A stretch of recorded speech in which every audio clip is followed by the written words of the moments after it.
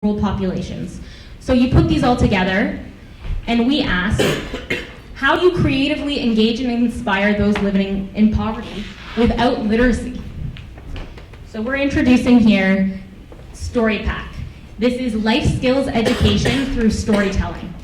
This can be life skills in fictional fables that have to do with staying in school, about developing language skills. It can be about best health practices, but these are all fables that through the entertainment value teach children something important about the world around them.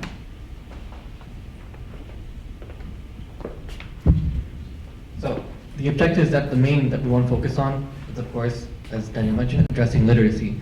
With the stories, depending how old the child is, and depending on what language the story is in, you learn vocabulary.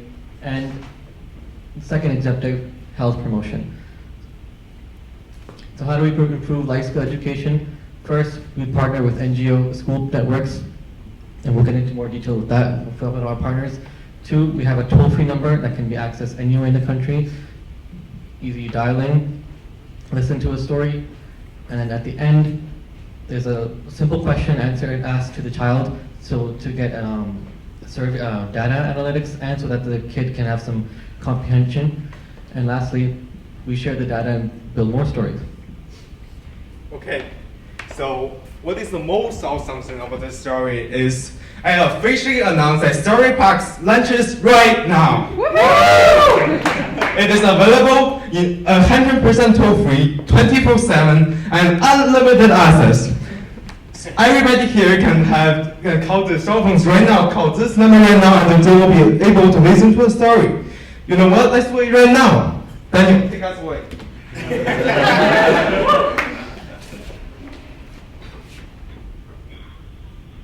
Welcome to Call a Kahani, a toll-free line for children's stories. Urdu के लिए एक दबाइए. For those that don't speak Urdu, Punjabi के लिए दो दबाओ. we're choosing between languages. I'll be your translator. 10 साल से छोटे उम्र के बच्चों के लिए एक दबाइए. Now we're 10 साल deciding से between बड़ी younger उम्र के बच्चों children के or लिए दो older दबाइए. children's stories. I'm going to say younger children.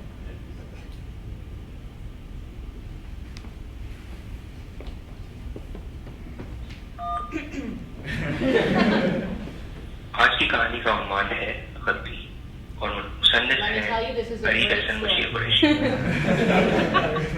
So as you can tell, so our proof points. Why? Thank you. So why does this work? Education, we know, is strongly linked to better health behaviors. There are low health literacy associated with poor health outcomes and poorer use of healthcare services. So it has huge health impacts. There are audio stories on natal care for illiterate mothers in India. So this has already been proven in India. So now we're taking it to Pakistan. So what is our action plan? So we hope to start with 2 regions in Pakistan. So the provinces of the regions of Khyber Pakhtunkhwa and Gilgit-Baltistan. So we already have partnerships with Pakistan's Innovation Summit for Education. They're there, they're ready to start and execute this. We have partnerships, which we will talk about later. Growth implementations, we hope to implement this in 6 additional regions and track success at the end of each month, where we analyze data regarding new and returning callers to determine uptake and impact, and we hope to expand. So now let me just quickly run through the financial sustainability. It cost $1,200 for 3 months initially. Now we have partnered with multiple investors such as Telenor and Gripson PVD. Unlike other teams, we went out there, we got content, and we have confirmed the funds. We just like to thank our mentors and that helped us out a lot. Great, we'll open up for questions. Oh, do you want to answer about this question? You can explain it. Sure? Yes? Okay, so basically we launched our Facebook page yesterday, and within 24 hours we are able to get 150 likes on our Facebook page, and our Facebook page has reached 2,200 people. Yeah. And we have done a lot of mentors here, and all of them give positive impact, and want to see the project moving on. Thank you.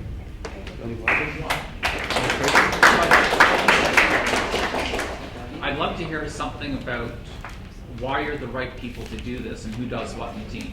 Yes. So you start. Yeah, I'll move quickly on, start Mara. off. So I actually worked for 2 years for Wattpad, which is a storytelling platform really popular in the App Store, and it's primarily targeted to youth. And I'll pass this on. And I also work with charity partners, connecting them with development talent. So my name is Arib, and I'm currently an international business student. But I have a passion for languages and also culture. So like I have trained myself. I learned how to read and write in my mother tongue back home, and so I can relate a lot to the children. I am a financial officer of StoryPack, and I do accounting. I have an accounting background. I do bookkeeping. I do budget making of StoryPack, and I'm also a freelance writer. My name is Dastagir, and if you guys can't guess where I'm from Pakistan myself. What I bring to the table is basically for my 4 years from grade 7 to grade 11 I was in Pakistan, so I'm kind of familiar with the education system. Plus I'm also part of an NGO called Pakistani Based System for Education. I'm the Canadian ambassador for that. So, and plus I have a lot of connections in Pakistan, which kind of bring that to the table as well. So I worked for the Toronto Public Library System for 4 years. I'm also a social worker, and I've worked on Toronto youth policy development and child development. Also, I think our business plan here is innovative, sustainable, scalable, feasible, and we already have partners to roll this out now today. How are you guys going to develop the content? A lot of the content is actually already available. Like because the inspiration was from Toronto Public Library. For example, for Urdu, there's a huge, vast resource of books already available. So for now, in the initial stages, we just want to grab the books that are already available. It's going to be a pre-recorded message. The story changes every day. Later on down in time, we have plans to, if people want to add their own stories or just contribute. So basically, we have a website already set up. So basically, one of our main objectives for our project here is basically that NGOs that are kind of setting up, going towards Pakistan, they do send out surveys, right? They have to take out surveys to see what problems they're facing in Pakistan, what they want to solve. So basically, they can use our system to basically indirectly ask the kids, give them a situation and answer between them. Say, for example, our story that we uploaded right now is called Ghalti, a mistake. Basically, it's about a kid skipping school versus a kid staying in school. At the end of that story, there's going to be a voice asking, oh, which kid do you think did the right thing, skipping school or staying in school? Now the kid will either, whatever the kid is thinking is the right decision, will pick that, and that'll help us. And also, you can submit stories online that you want us to play, and that'll cost a certain fee. And our team themselves will look at the story, and if it's acceptable to the tradition and culture in Pakistan, we'll put it through. And we also have a scientific review board that is already developed that will review the stories before they go out to make sure they're applicable for children. And the questionnaire component at the end is what's going to take us from just being a storytelling platform, which is absolutely critical for children, of course, but also providing data and insight for NGOs and nonprofits about what, I guess, the pulse is of children living in these different rural communities. Is there any more questions? How much of this did you have built before the weekend? Have you done everything you have in the weekend? In the Yeah. weekend. Yeah. Yes, he did. We actually were fortunate enough that we were recommended this is the Voice system, which is an open source platform that we were able to do everything that you heard. And then we were able to kind of build out the logic, get the translations done from the awesome people here, and then also connect it to a registered phone number. And plus, we also had help from a lot of great mentors here. Without them, Yeah. I'd be honest, it wouldn't be possible. Any more questions? That's great.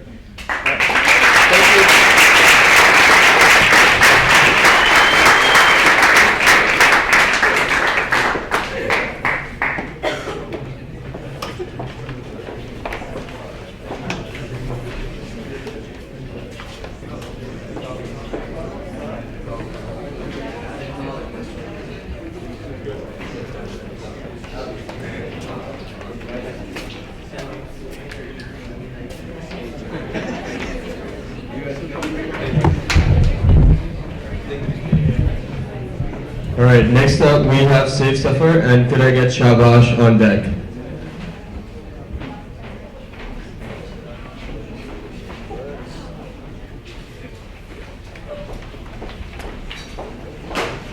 Good afternoon, everyone.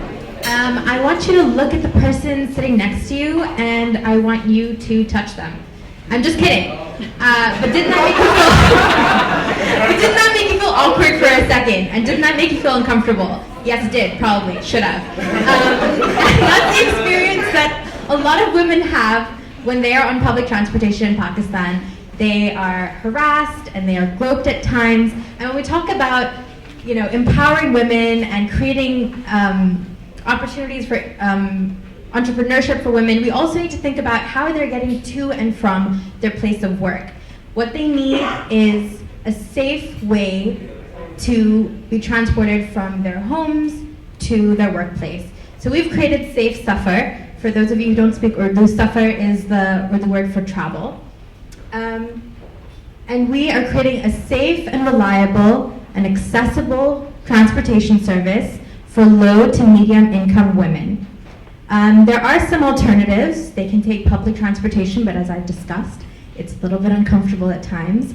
And for those who can afford to, they can share rickshaws, but that again is a little inaccessible for those who are on minimum wage salaries. And it also doesn't provide the safety component, which is really what sets our initiative apart. Thank you. So we have two phases that we've thought up of. I'm going to be focusing on the first phase. We're going to do a pilot study. We're going to focus on two areas in Lahore. Changi is a lower income area. You have women who travel from Changi to Kant. Kant is a more urbanized area. There's a lot of ladies' salons over there where these women work at. And so we want to target these salon owners and target the businesses and say, hey, this is a service that we provide. You're going to get a van service. You're going to have reliable and trustworthy drivers as well as security guards. And essentially, you want to cut down costs to the end user, the musafir, which is the ladies which will be traveling, from an average of 2,500 rupees down to 1,500 rupees per month. So as I mentioned, that's our basic plan. What we do is we get information of employees from the employers, like the salon, the phone numbers and addresses, which we validate. We assign unique IDs to the musafirs. We send them a brochure and say, this is your unique ID. We set up a notification system where, for example, companies will send their 2-week schedules. We use that to come up with routes that the drivers will be taking. And then notifications are sent out to the end user saying, oh, your ride will pick you up in 5 minutes. Please be at your designated waiting area. They also have the option to call in and cancel or modify their pickups. Next step. Now, all of us are incredibly excited about this idea because we think it can have a massive impact across a huge strata of the Pakistani population. I mean, if you go down the list, first of all, it's the employees. They can get to work on time. They don't have to worry about being mugged or security. They earn more income. They can spend more for their children and healthcare. The employers themselves, more reliable employees. They reduce some costs, transportation costs, and they also get more income. Then you also obviously have the society at large. Because if you have increased ride-sharing programs and less vehicles on the road, you actually have fewer emissions and then better environment. Okay. In addition, if this program does create a lot of traction, then we hope to kind of partner with public-private entities and also other companies such as security firms who can possibly sponsor or advertise and provide an additional revenue stream for this program. And in terms of scale, we think obviously it's a huge scalable opportunity because we can go from not only salons, but to schools, hospitals, different geographies, and also helping people not only get from work to other places, but again, medical needs and educational needs. Okay. Oh, and we also, in the meantime, we have contacted a number of government entities such as NADRA and FIA to discover how to best get validated, pre-vetted drivers and security guards. In addition, we've also contacted the heads of the 2 largest security firms in Pakistan, and we're hoping to hear back from them in terms of part-time security guard hires and how to get subsidized costs to keep our costs as low as possible. We've also contacted a salon owner who is really excited to try out this project.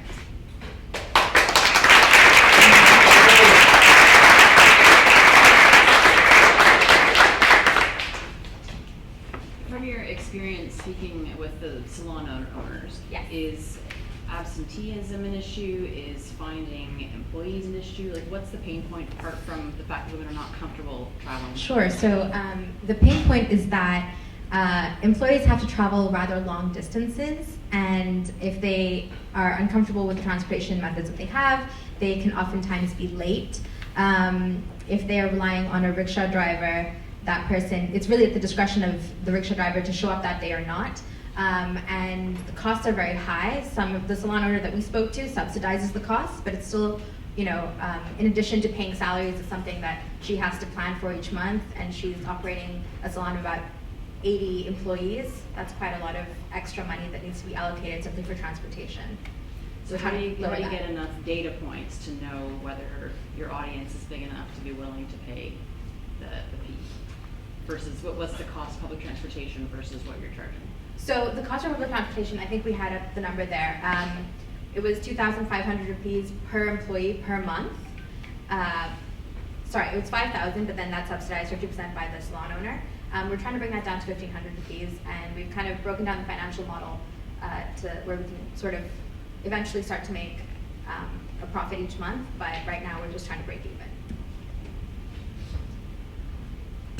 You aren't able to quickly and easily show us that financials, because I mean, that would really be interesting to know how you get that sort of running. No, we have the link over. We have the link on the document. Oh, I see. So we worked out the costs roughly. We can finance one van as we start off with the pilot program. It's going to cost about $7,000. When we finance it, our initial cost is only going to be around $1,000. Per person, we're going to be making about 1,500. Multiply that by 6. That is 9,000 rupees revenue. When we approach salon owners, we are either offering them the market price for similar services in terms of transportation, because a lot of times we already have existing companies which contract these vans out. But the competitive edge we're offering is that safety feature and the trustworthiness that it's for women specifically. So it was 9,000. How much is it for your driver and? So driver and guard salaries. A driver's salary is going to be about 15,000 rupees. Guard's going to come at about 8,000 to 9,000 rupees. Your total cost, you're looking roughly at 35,000 rupees. Initially, we do expect small losses, but the more user base we increase, we expect that cost to go down overall. Sorry, it's 9,000 in revenues and 35,000. I'm missing something here. So we also were thinking that we wanted to partner with specific organizations. We've spoken to some people who are both affiliated with the Ministry of Planning, the Ministry of Transportation, and also we could sell advertising space on the side of the vans. What's the background of the team? I actually used to work in policy in Washington, D.C. I'm a Pakistani woman, so I feel like this is something that's close to my heart. These two? I'm a project manager for a software development company. I have a marketing background, and I've been in the UAE for 2 years, and I also have contacts in Pakistan who have had similar issues with transportation and security, so I know how big of an issue this can be for people.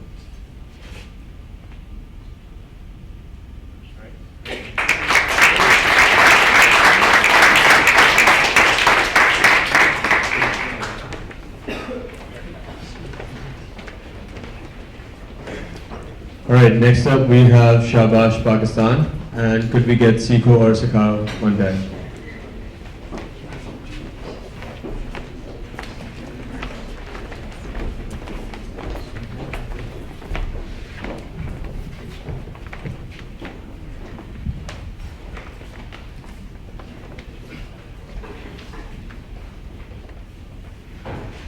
Hello everyone, welcome. We are Shabash Pakistan, and for those that don't know, Shabash essentially means very good or good job, and you'll get to know why we chose that name in a moment. Just let me introduce ourselves here. My name is Hassan, and this is Ariba, Shazid, and Mushahid. Various roles are explained there. And now I'll let Ariba take from here. Hello, everyone. So what we want to do here first is lay out the situation for you. In Pakistan, the average Pakistani is constantly 24/7 bombarded with negative news, whether it's breaking news on GOTV or the international perspectives that are skewed negatively towards our country due to various reasons, or the fact that there's a lack of infrastructure, there's corruption, there's all sorts of reasons why people are in despair, and if they want to make a difference, if they want to change things around them, they really struggle with how. They're thinking, as an individual, can I really fight against all these things, all these odds that are against me? If somebody, a young individual, wants to, for example, volunteer with a school in a slum, they call them up and say, hey, how do I do this? There's no clear direction that they receive. And we discovered this when we talked to passionate individuals in Pakistan. They said you can come in, but the location is in a slum way far away from where I live, and it's not secure for me to travel to those places.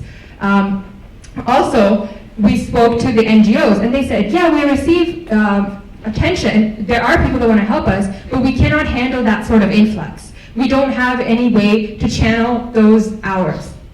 That brings us to our next point. Despite all of this, there are do-gooders in our society. We see them all around us. There are some of those people in this very room.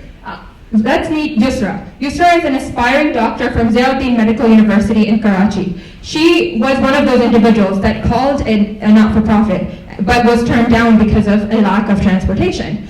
Now she's tutoring kids in her own home, the sons and daughters of her garbage collectors.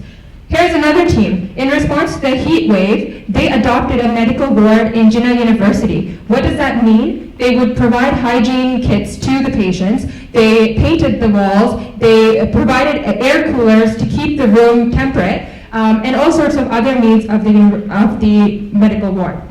Those are our everyday superheroes, and that brings us to our vision. So, as is noted here, our overall vision here is to foster a culture of civic responsibility and action by showcasing inspiring change makers, as is our hashtag for Pakathon, and connecting citizens with community service opportunities that integrate both individual interests and community needs. So that's all nice and touchy-feely, and you're asking me, okay, well, how are you going to solve this problem?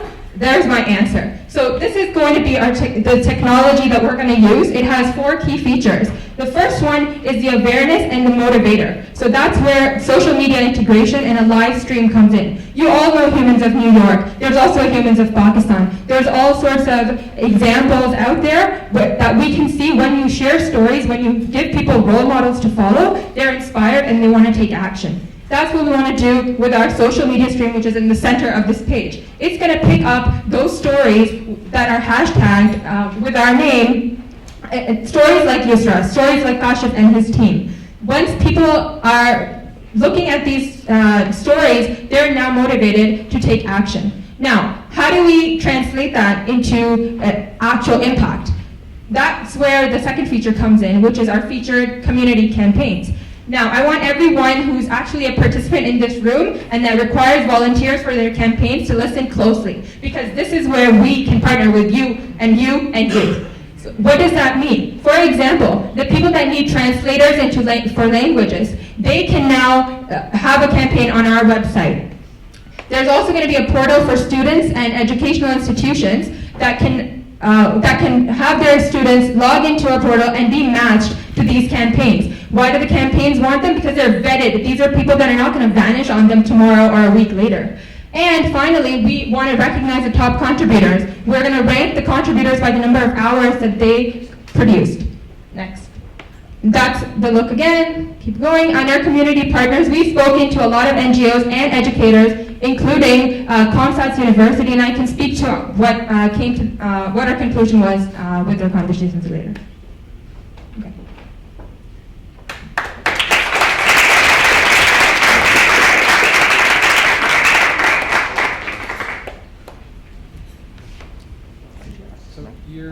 developing your own site to do this, why couldn't this idea exist on existing social platforms so it rids you of the need to actually develop your own? That's a very good question. When you look at these stories that you do find on social media, like Facebook and Twitter, people like it, but there's no call to action. How is somebody who now wants to do something going to do something? There's no one-stop shop, and that's what we want to do. Just like when you want to buy something, you know that, okay, if I don't know where it is, I'm going to go to Amazon.com and I'm going to type it in, and I'm going to come up with something, a company that's going to provide me that opportunity to buy, right? In the same way, we want to be the one-stop shop for campaigns so that anyone who wants a service can join us. Anyone who has hours to donate, they have 3 months of summer between their educational, their terms. They know where to go. That's the big problem. People don't know where to go in Pakistan. So how will you build awareness of this then? That's a very good question again, and that's what we struggled with. We don't want to go the traditional marketing route. We don't want to start advertising in radios and newspapers, not at all. And so we tapped into an audience that already exists, and where there are actually champions that want that audience to learn the skills and values that we're trying to propagate. And those are our education systems, the top elite institutions of our country. And so we spoke to, for example, the Comsats University. We spoke to an assistant professor who works there and works closely with the interdisciplinary learning director at the university. They want to groom their students. They want to give them opportunities to apply the skills that they're learning in the classroom. And that's why they would want their students to have a portal, access to our portal. And another great thing is there's the newsfeed where we're getting hashtags from different social websites or like Facebook. So people looking at these get motivated. Look, somebody's doing something. Maybe I can do something too. Usually, when you ask somebody to do something good for society, they say nobody else is doing anything. I don't give a crap about it. So this, in a way, motivates them from the inside to look, somebody else is doing something. I can do that too. More questions? Can you go back to the revenue slide? That was just important. Okay. So thank you for bringing that up again. I'd like to speak a little bit to that, and we actually have some numbers to support it as well. So the first one is the CSR campaign. The CSR campaign is primarily targeted for corporations like the Nestle, TELUS of Pakistan. They have active CSR wings, and they have budgets allocated to that. So for example, Nestle comes to us, or we go to actually Nestle in the beginning stages, and we say, hey, look, we have a portal, and if you give us $1,000 in sponsorship, then we can create a campaign and attract the audience. You don't have to bear any additional cost. They lay 10% of what it would have costed you to recruit all those members and organize them in a structured fashion. We are going to charge you as commission, and that's really going to be the bread and butter to maintain that portal and have those sales reps out there on salaries going around on the ground. And the other thing is the administrative fee. We talked to Edutopia, which is another alternative education school in Islamabad. It's 2 years running and growing very massively. We spoke to the founder and principal of that institute, and she said, I'd be willing to pay 500 rupees per month per child if you give me access to the portal and it's organized in a way where they know the impact that they're having. Slide also went really fast. Do you want me to speak to Yeah, you? just who you guys are and why you're good. So myself, I'm a business background person. I'm a CPA by profession, and I'm also very involved with NGOs both here and in Pakistan. Before attending university here, I went to a Pakistani school in the Middle East, and a lot of my colleagues and alumni are now out in Islamabad, Karachi, Lahore, and that's how we were able to leverage those people within the span of like 24 to 40 hours and talk to Edutopia, talk to the Comsats directors, and so those are some of the things that I want to bring to the table. Hey, I'm Shahzeb. I'm a web developer, and my responsibility would be to put together a website. Basically, whatever we talked about, we are trying to connect two players, right? Volunteers and organizations like maybe Umni Service that presented their incredible product. So, my responsibility would be to use technology and have a portal where volunteers can sign in and campaign managers can manage their campaigns. Hi everybody, my name is Mushayed. I go to the University of Waterloo. I'm a mathematician.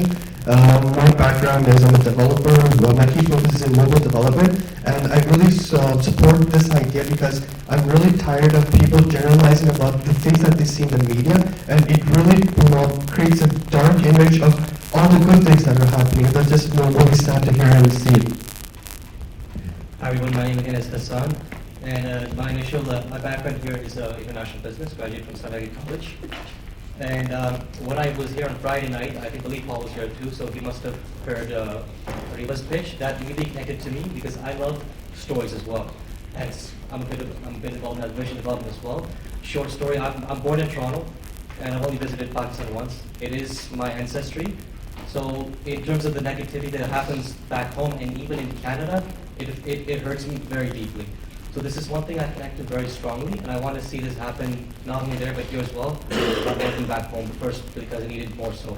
Just like give a quick shout out to our fifth member here, Maya. She's a very crucial member for our team with graphic designer. She wasn't able to be here, but she collaborated with us through Skype throughout the entire weekend.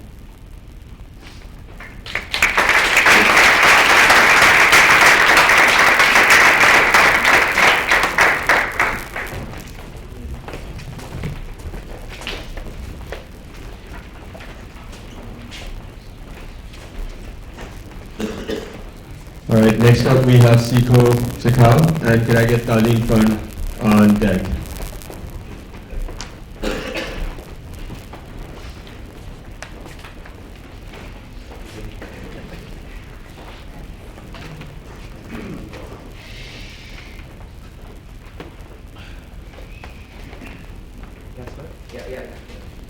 Hi guys, my name is Bilal Janedi, and the service that my name is Bilal Janedi, that's Ishan, and that's Satain. And the service that we came up with is called Siko Sikao, which means learn and teach.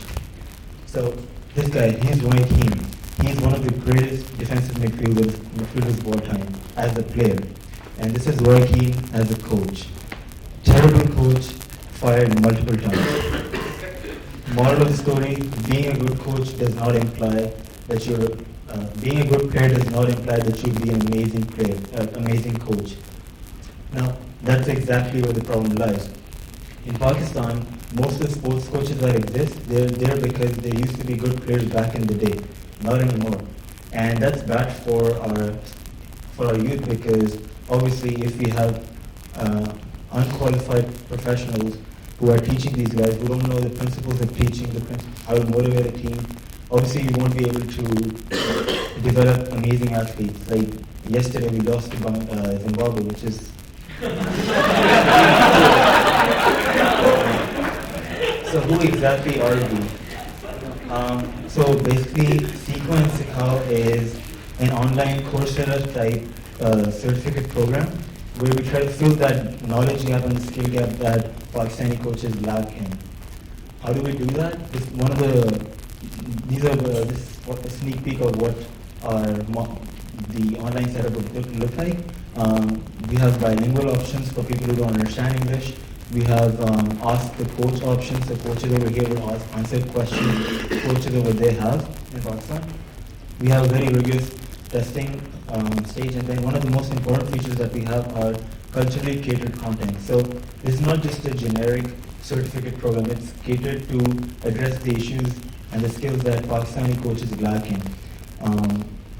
Moving on, the business model is, so Siko Sikao is the certificate program, and our target market are coaches at universities across Pakistan, high schools across Pakistan, and sports clubs across Pakistan.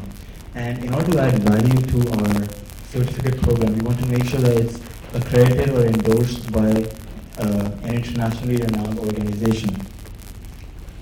The size of the market is huge.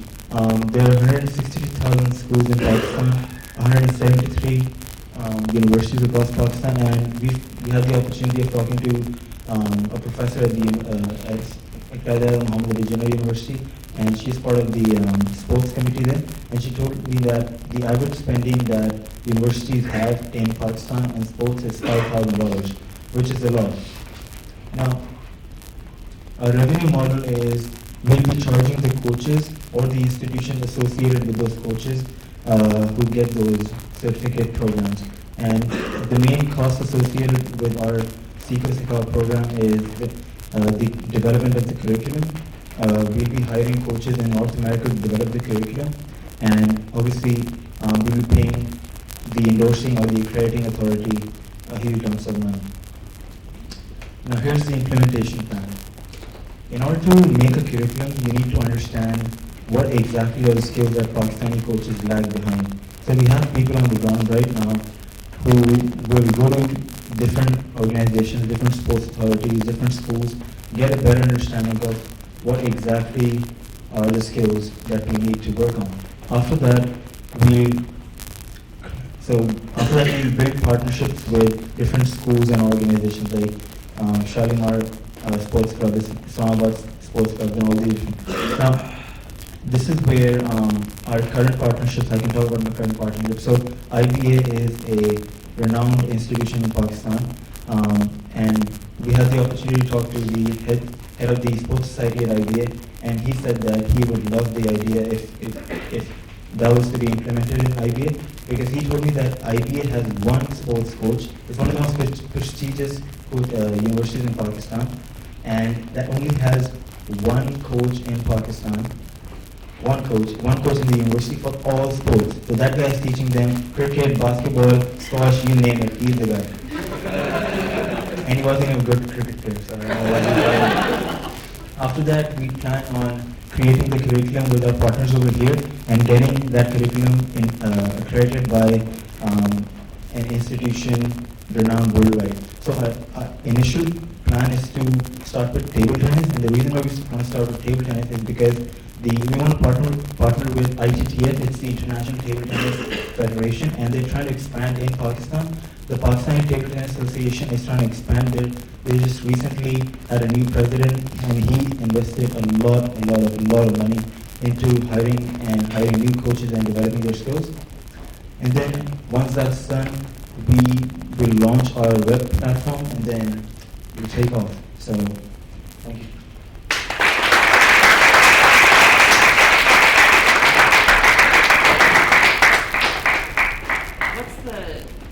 Higher cause or the pain point you're addressing apart from international glory of beating Zimbabwe? Okay, so if you guys have ever played sports, you know that sports is not only for your physical development, it's much more than that. Sports teaches you so many skills that people back home in Pakistan don't have. Teamworking, ethics, morals, hard work. All these values, like dedication, all these values are developed through sports. If we are able to invest in the youth of Pakistan, then like 10-15 years down the road, we'll not only be developing and producing amazing athletes and enable us to beat Zimbabwe again, but we'll have amazing people. We'll have people who will work hard, regardless if they become sportsmen or not. They'll have the skills, they'll have those values like hard work, dedication, commitment, and they'll use that values to, like, let's say they become accountants, they'll become the best tax practitioner in Pakistan or something like that. So that's what I'm looking for. Sports is this is not only limited to sports, this will have a much broader effect. It's just sports is very important in the development of the youth. And I think it's also important to understand that if you take a look at any of the major athletes today, they all come from backgrounds where they've been taught professionally at a very early age. Some of them, the biggest tennis stars start learning at age 6. Football players start at a professional club at early as age 8. So professional training or being part of a system where you're getting certified coaching leads you to a point where you can aspire to actually be a world-class athlete. Just tell more of that story, because that's the emotional connection to the brand. Otherwise, it seems elitist in terms of you're just trying to create better coaches to create better athletes. But that's a great story in terms of how you said it now. So curious, who's paying for it, the coach or the institution? And you have a rough idea yet if you have any indication of how much they will pay for each course? So let's say that I go to Shalimar Sports Club. They have, let's say, 10 coaches in track and field. 10 random coaches, they don't have specific coaches. And I'll go to them and be like, this is the benefit that you'll get. The benefit that they'll get is they have private users who get personal coaching. So if there's a private user of this service, he knows that the coaches over there are certified, he'll be willing to pay more, right? So the cost would be bared, the Shalimar Sports Club would bear the cost. However, if there's a coach out there who is not associated with any sports club, but he still wants to get certified, in that situation, he will be bearing the cost. So that's how the cost structure is, revenue structure is. And how much is it?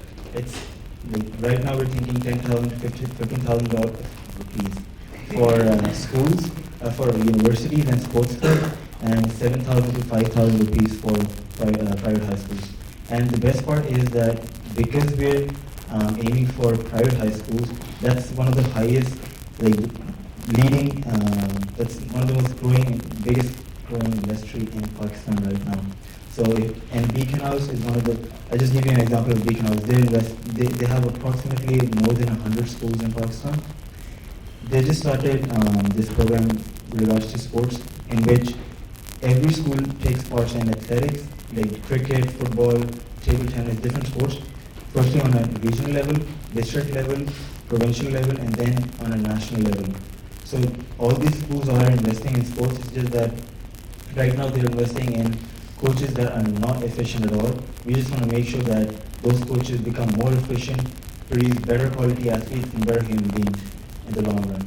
So I hope you support us because it's a very good idea, honestly. Okay, so the team, why you're all here, why you want to do it? So I love sports. That's one of the most important reasons. When I was, I used to play cricket, baseball, not baseball, cricket, basketball, and football. Yeah, I used to play that in Pakistan, but there was only one coach who used to teach me everything. He had a stomach like this, and he didn't know anything.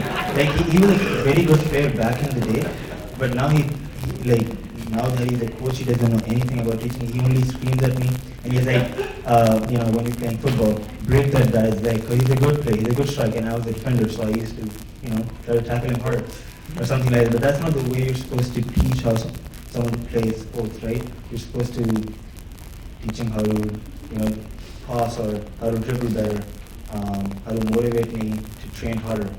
So my experience would be like, I understand where the skill gap exists because I've done all my schooling in Pakistan, so I understand where we can work on and then. So I was in Pakistan till age 18, and honestly the only sport where I got decent training was cricket. I realized how important it is to understand the actual technique and proper skills when I came to university here and I started playing basketball. I had no idea what I was doing. I learned how to the technique and proper skills by watching YouTube videos, honestly. And so what that tells me is online, and I learned a lot of web development pretty much online through YouTube videos or Stack Overflow. So there's this, so to say that you have to have in-person training, I think that's wrong. You can learn a lot from just online tutorials and videos, so that's why I feel this platform, first of all, it's scalable, so you don't need a person in class training you. I can really reach out. I have a finance background and a bit of a business development, and I just came in as a strategist and whatnot. I don't play sports as much, but it was just to help these guys out, and they could benefit off my resources anyway. Just on the point of YouTube and looking at the kind of the full competitive set where someone might gain this knowledge, it seems like your major point of differentiation is the accrediting authority. You need that accreditation, right? But that's someone else's brand and that's someone else's control. So how do you retain ownership or control of this idea if the primary point of differentiation is someone else's? So are you saying that whoever we get the credit from, they would own our content? Or well, so the reason, so as a coach, if the business model ends up being that I pay you for the training, The difference I could get that knowledge from YouTube, from other places, but the reason I go to you is because you can give a certification or accreditation of some type. And so my concern as a business model is that none of the value that you're adding, there's tons of value there for that organization, but you're not the ones that are certifying, right? You're not the ones that have that intellectual property. And so how are you structuring the arrangements with these organizations? We are actually certifying. Essentially, you would be creating a institution or a model that would be accredited by something like ITTF, which is the International Table Tennis Federation, or equivalent to a FIFA in table tennis. So they would be saying that our program has been accredited. So it would still give us ownership of our content and our training modules. Whatever we teach another coach, they would be certified from us. And based on our reputation with someone like ITTF, that would give a bigger value for them. So does ITTF offer certification programs elsewhere or some other way? I think that, yeah, so ITTF already has certifying programs, but they only take place in like a specific place and a specific location. So the coaches, it's not really accessible for coaches across the world and across Pakistan. So it's like you have to be in XYZ place during this weekend, and what if you can't make it? Yeah. So obviously what we're trying to do is something that's more accessible and more easy for people to learn. So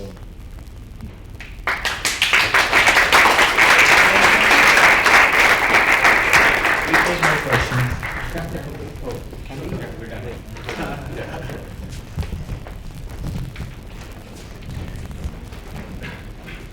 All right, last up we have Darlene Fun.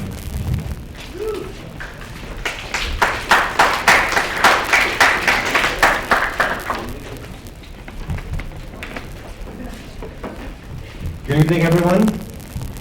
I want to start off by introducing you to a remarkable young lady named Sanam. Sanam is a 15-year-old high school student in rural Pakistan. Unfortunately, in her last semester of schooling, her and her parents were unable to afford her last semester of tuition.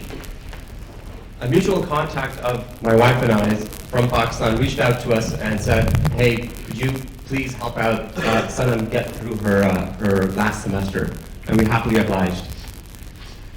And 2 long months passed by. As anyone who's familiar with fundraising in Pakistan, you send funds over there and you tend to feel scared that it's falling into a black hole and you don't get any communications back. So we spent a long 2 months in waiting to hear back about what happened to that funding. Much to our happiness and surprise, we heard back in 2 months, and we heard that not only did Sanam graduate with great grades from her high school, but she actually managed to get a $40,000 4-year scholarship to an international university abroad. So we were really happy about that. But guess how much it actually took her to get there? $190. Right, $190. That's how much it would cost to get half a dozen of you into a go bus and drive you from Mississauga to Toronto. Right? So with that little infusion of cash, she was able to pursue her lifelong dreams of going abroad, getting an education, and perhaps even coming back and helping her family and her community out. She's in fact the first girl from her village to go abroad for education as well.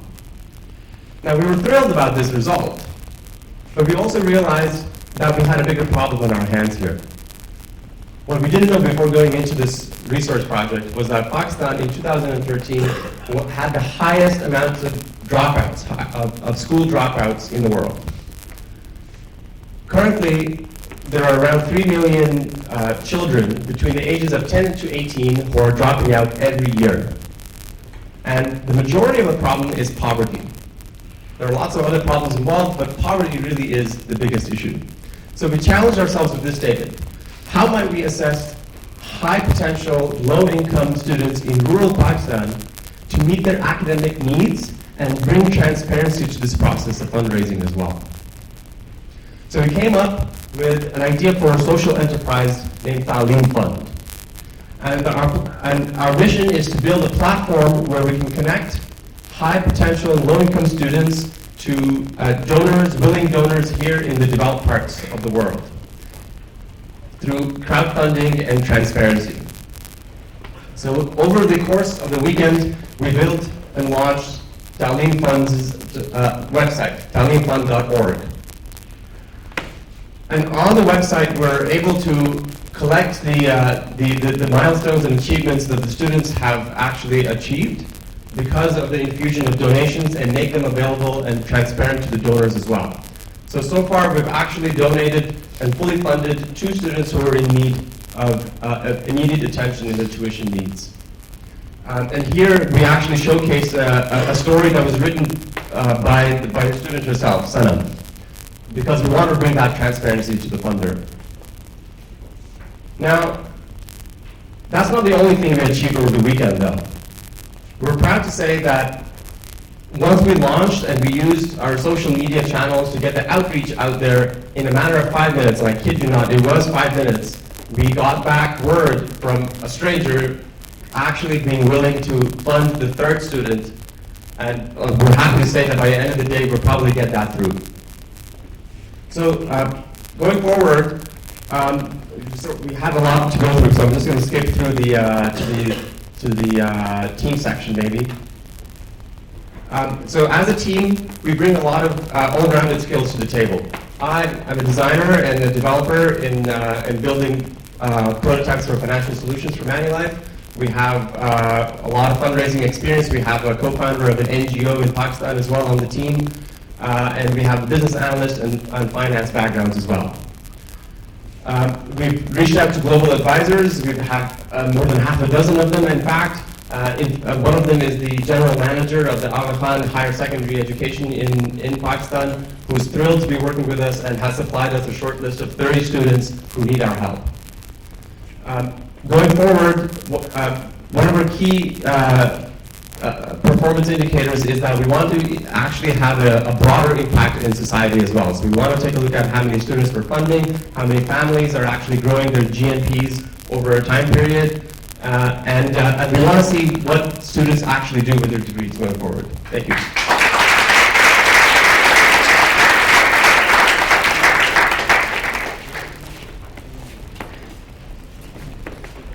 So maybe spend a little more time talking about the financial model and how that would work.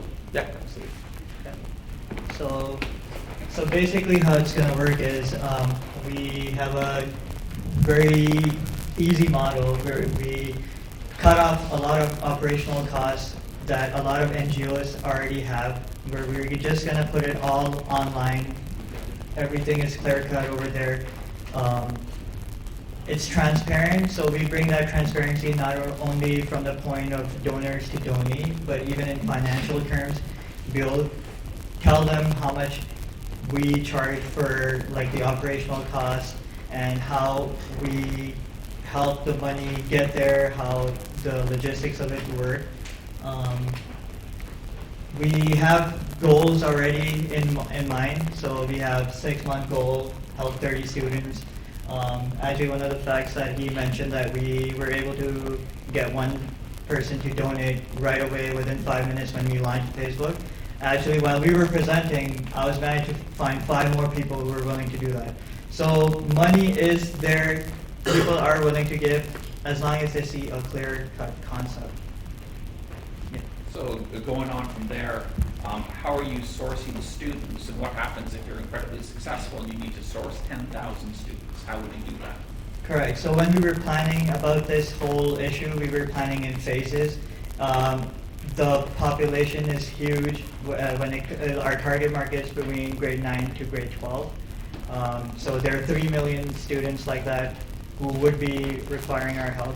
Say, for example, if it does get to 1.5 million, we will have a need to partner up with the NGOs. Actually, we're working with 3 different NGOs right now, along with a chain of schools that are willing to partner up.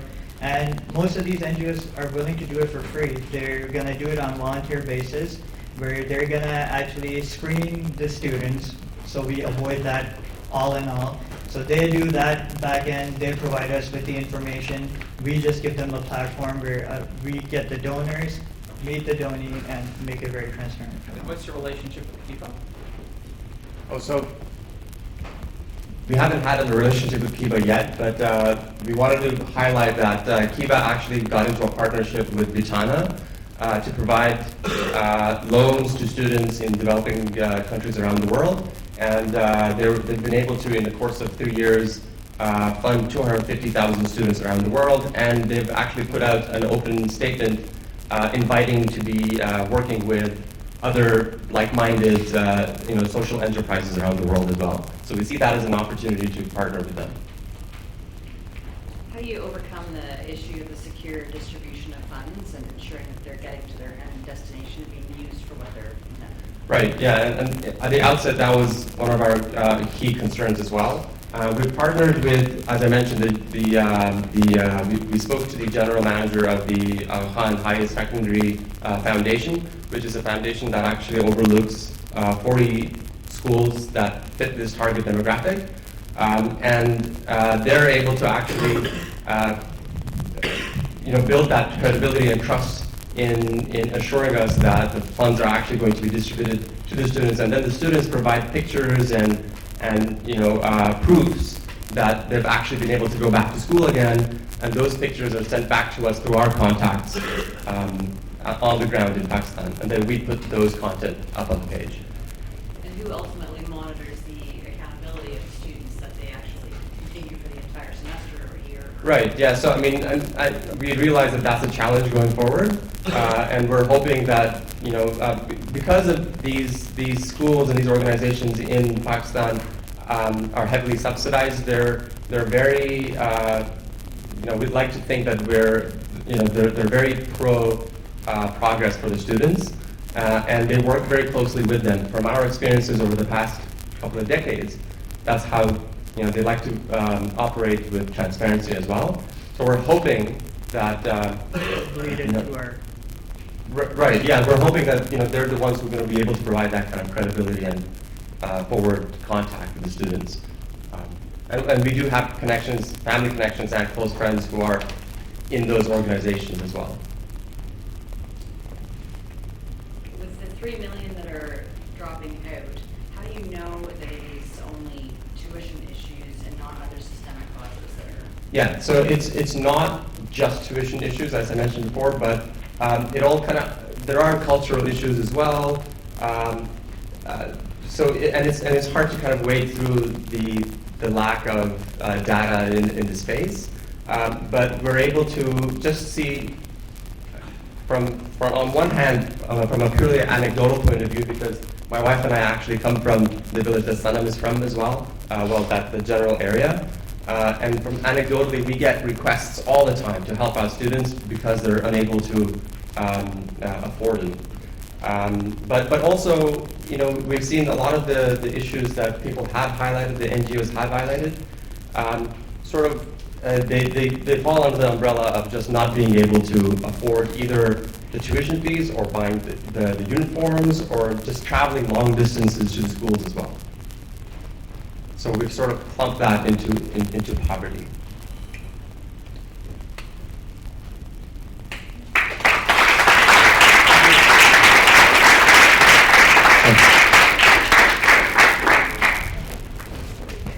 Just to be fair to all the teams that presented before, if the judges have any questions to their team prior to the break, if you want, you can call specific teams and we can ask questions to them. Yep, if the teams prior to the break can come up, that would be. Yeah, let me just. You want to call them one by?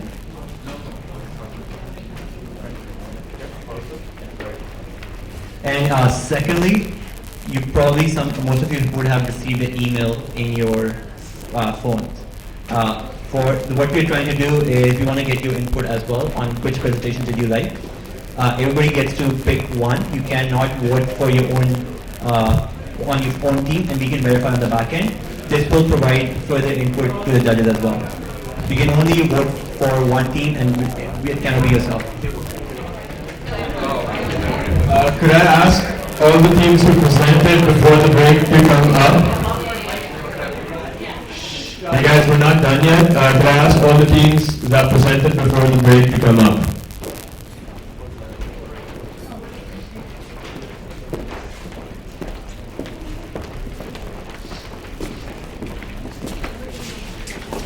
And can everyone please take your seats? We're not done yet. Let's keep it quiet.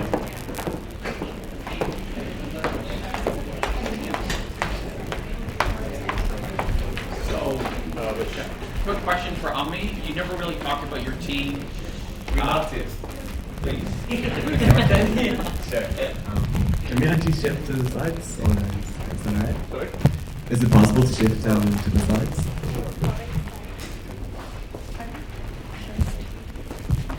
So we just introduce ourselves? That is why you to do this? What do you bring to the team? Okay. So my name is Amina Zahir.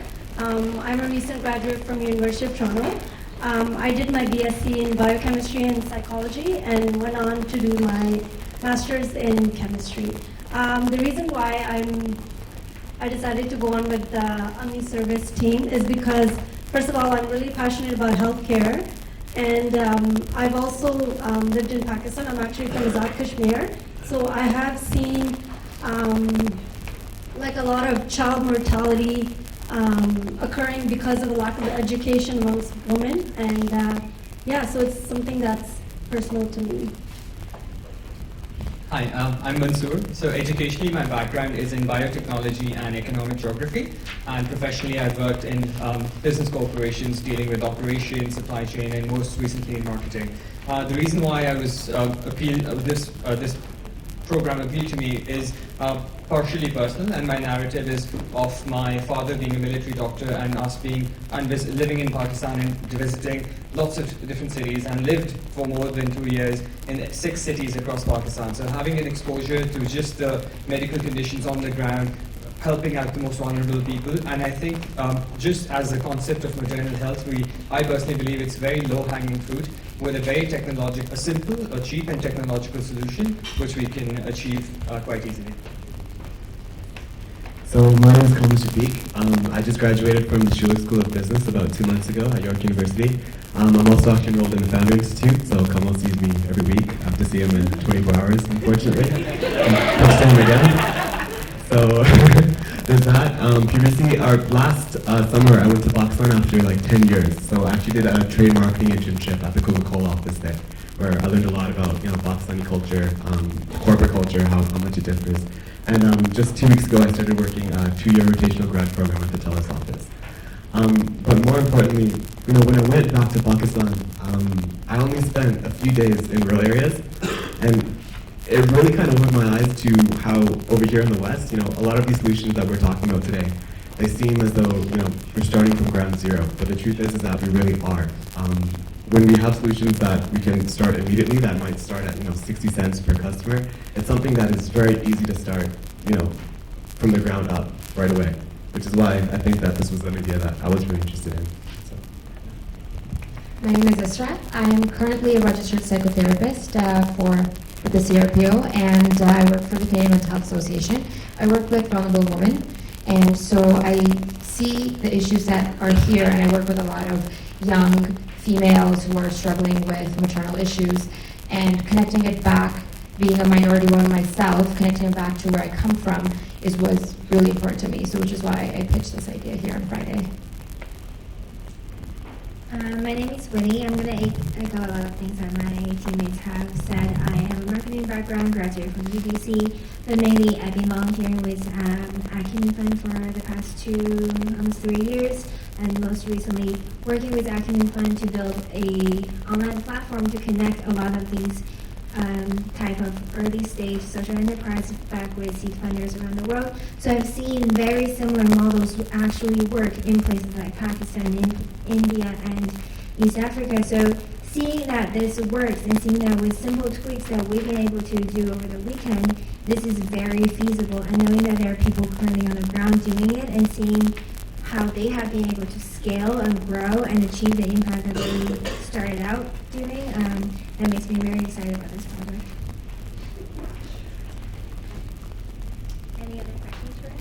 Can you just quickly talk through again kind of financial? Yes. Of course I can.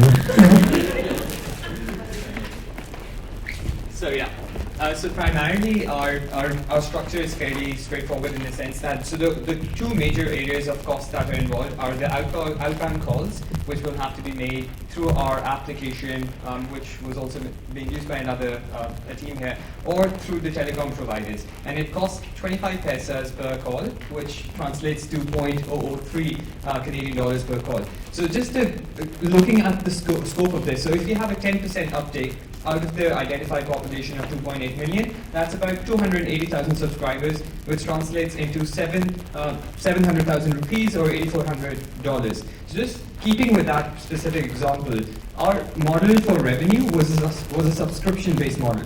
So we were planning to charge 3 rupees per month, which is again negligible in Canadian dollars, but we were also hoping for sponsorship of these costs by the CSR programs from other IGOs and NGOs, and we believe that organizations like UNICEF are already doing and supporting these costs, and which actually leads us to a revenue which we aim to reinvest back in some of the advertising and the outreach programs which we have in the deployment of our plan. And at the end of the day, even the subscription costs which we have, being for having a humanitarian cause, we ideally would not want the woman to pay anything, but at the end of the day, this 3 rupees translates into 1.5% of the average mobile phone spend for a mass market consumer in Pakistan. So overall, I think, the cost of the entire 200 messages would be 50 Pakistani rupees, which is less than a Canadian dollar per person.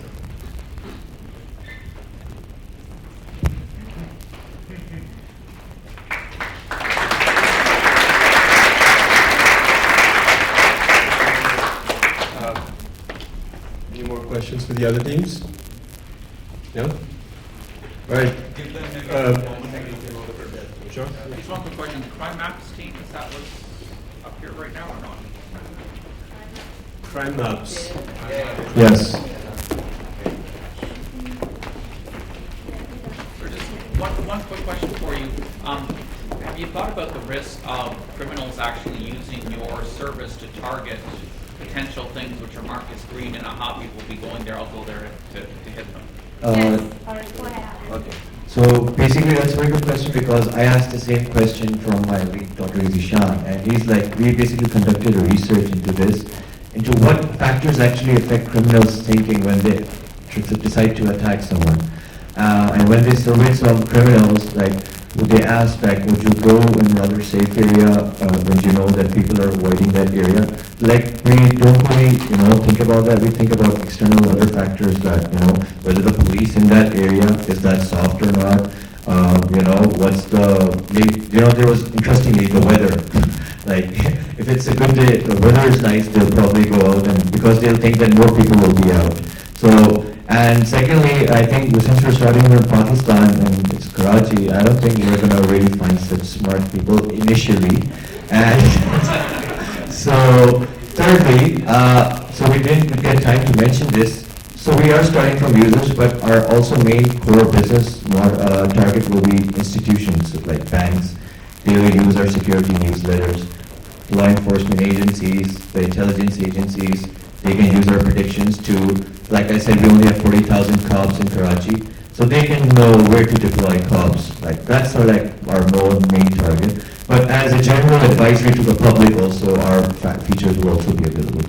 So, just in addition to that, so initially, if the data points, if the thieves do start using it like 5 minutes before robbing something, then the pattern or the intelligence system should be able to detect that search was done in this area and a theft occurred 10 minutes later. So it should somehow the intelligence system should be able to change red to green really quickly whenever it's searched. But over time, like if we do see that it's not working out, the system cannot sort it out, then we'll use users can still input the data, but then our customers will switch to just institutes, and the users will be providing them with the data to make it more secure.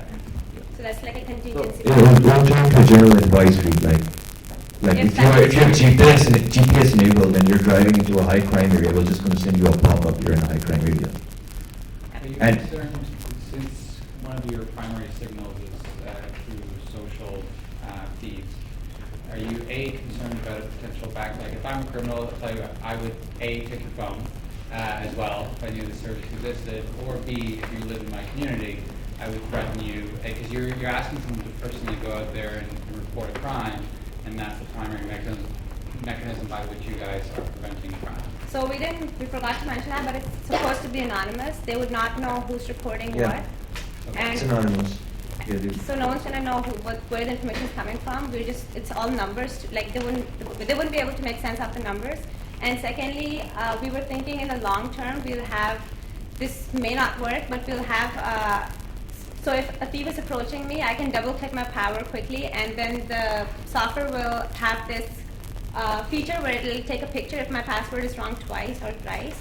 So if a thief does run to me and take my phone, at least I double clicked it, and he can run away with the phone. But when he tries to unlock it, the phone will take his picture and send it directly to the security. The next time it finds internet, the phone will take a picture on the front camera, send it to the security agency that this phone has been stolen with the location information. Plus the GPS is being tracked anyway, so it's pretty high, like it's pretty intelligent, but it's possible because... What's the cost of data in these communities? Sorry? What's the cost of data in these communities if you're now... Cost of collecting data? No. I mean, like, to pay for phone data. Oh, actually, it's cheaper than Canada right now. Let me tell you that. I can get you an LTE package of 1.5 GB for $15 a month in Pakistan. Yeah.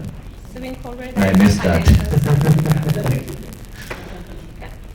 You guys said you had a demo built that worked. Oh, yeah, so can we show it? You want to go here? No, I can, it's up on the web.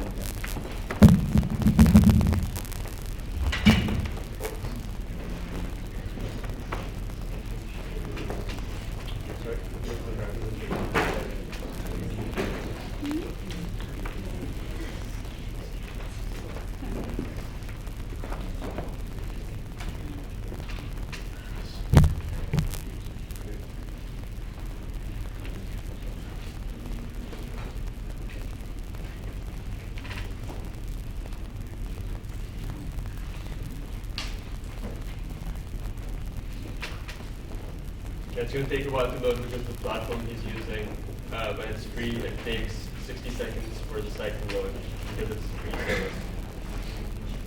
Unless we win the money, then we'll make their service.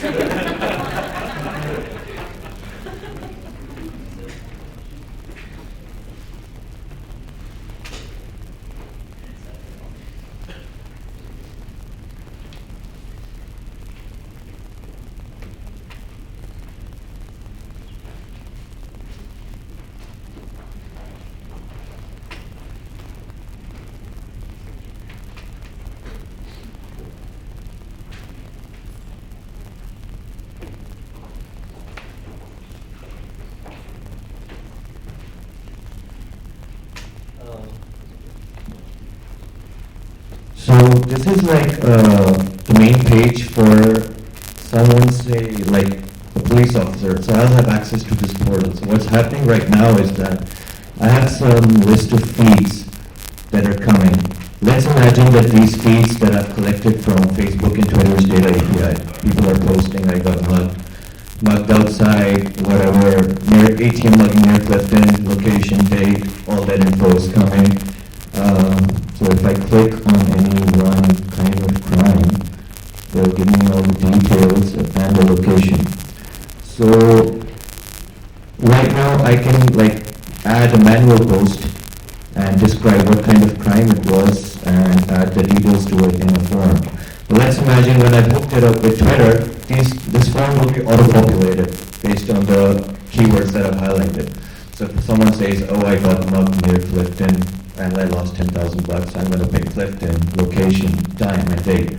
I'm going to populate this form and the location, and I'm going to select a high-intensity area. So right now it's showing some place in Canada. So if I say Karachi,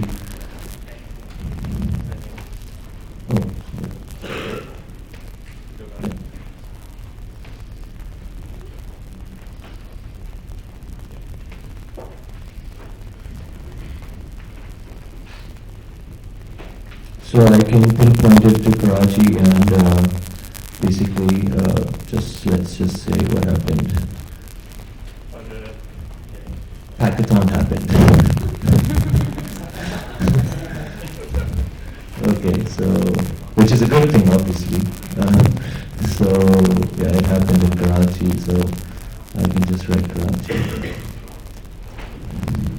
And I can say publish it to everyone, and I can say save it.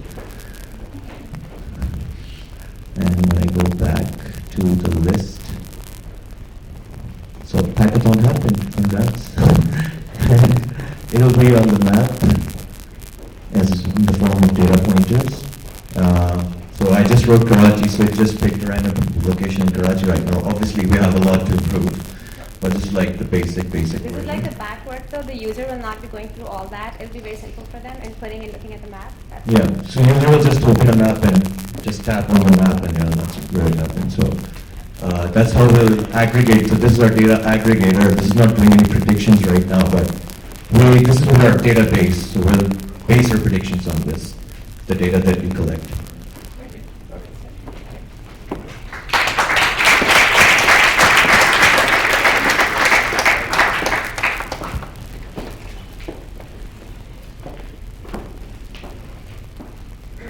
Would you like to ask any questions from the remaining teams? All right. And that was.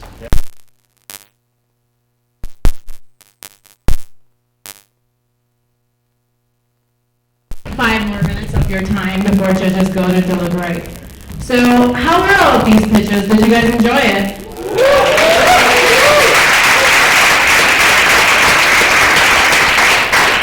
So, about 2 years ago, we received a successful pitch, I would say, from Ali Tayyab, who was the first chapter lead for Toronto, and I would love for him to come forward and say a few words.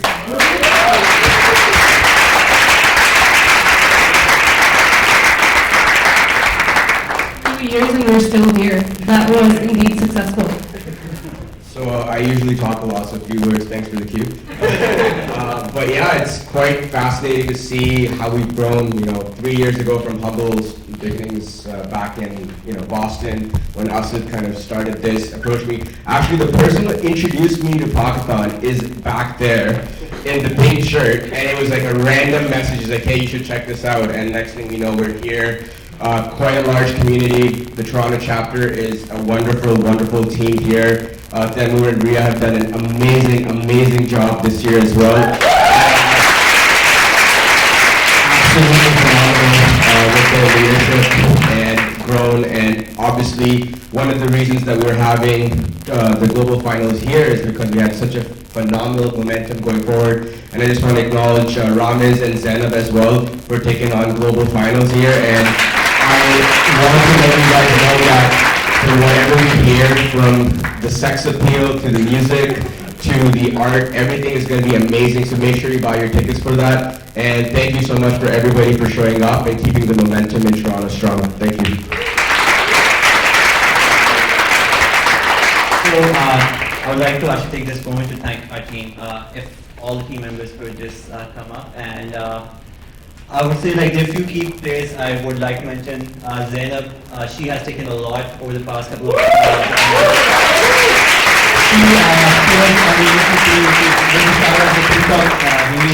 So we're not just a hackathon now, we are exploring other avenues as well. So Zainab was one of the teams which started the think tank. She's also taken on, did a lot of work with you guys, the mentors and the judges, as well as she has done a lot. Then Ramesh, especially for taking on the global finals and a lot of partnerships that we formed over the years. Nabil Ahmed did an amazing job with setting up the think tank, and all the resources that you see, it's basically Nabil and his team of Nabil Hussain.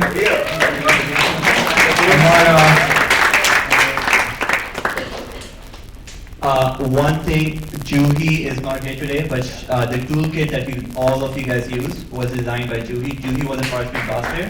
She basically last year, and she helped us design that. All right. Next up is Nazneen, our marketing lead. I'm so proud of her. I don't have the words to say it. Talha for assisting her. Thank you so much. We also realized that some of our team members have hidden skills. So Talha, thank you so much for helping out with AV. I've called you at 9 a.m. in the morning. I'm like, how do I switch on the projector? How do I hook this up? And he's always been there. Zuhair, where are you? Okay. Zuhair's selfie stick is legendary. It's known across the globe, literally. Thank you so much for participant outreach and everything you've done for us. We can't, like Taha, he's been like instrumental in building all our websites. So all the global Pakathon website that you see, it's basically all Taha's work. And he's a very instrumental part of our team, like organizing a lot of things. Of course, like all the design work that you see from us, all our, let's say, our decks, or everything that's, it's basically Ethan and Joseph. And marketing as well. And of course, like this whole weekend would have not been possible because of Mavish. All the logistics elements that you see. Yes, yes. I have a very logistics team. Yes, and any time that I needed anything done, they were on top of it. And without it, all the food, the supplies, the drinks, the chai, without it. So yes, Aisha was one of the great teachers that we brought on. We brought her like 2 months ago, but she has done a fabulous job helping the logistic teams in different various areas. Sorry? Yes. Also would like to thank all the videos that you see come from Sarah. So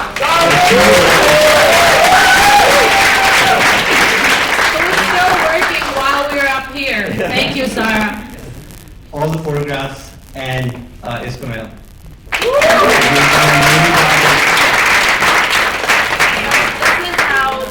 And Mahanur, new superstar, just came on 2 months ago and has been phenomenal, has been picking up our Slack and everything, except she's not on Slack.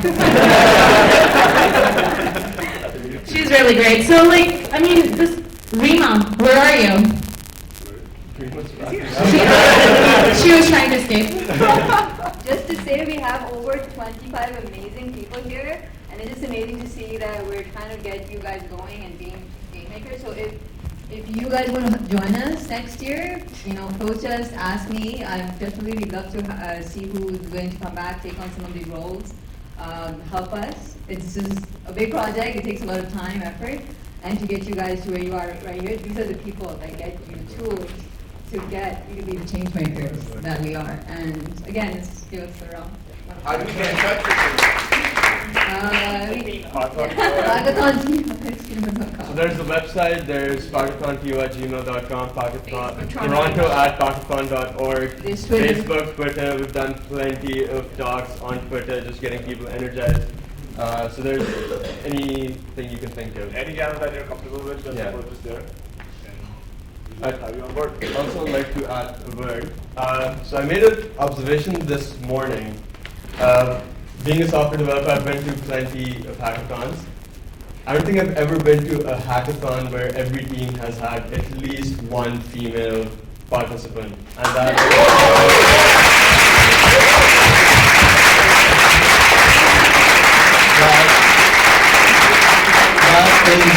that talks a lot about the sort of team that is here and the sort of project we're running and the sort of participants and the community in Toronto that we're attracting. So big round of applause to not just us but to everyone in this room.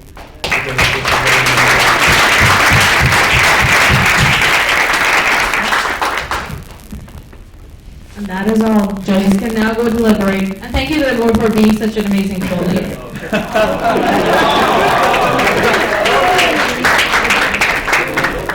Okay guys, those of you in the audience who haven't done the audience polls, can you please take a moment to submit it right now? It's in your email and we would really appreciate it so that we can pick an audience favorite.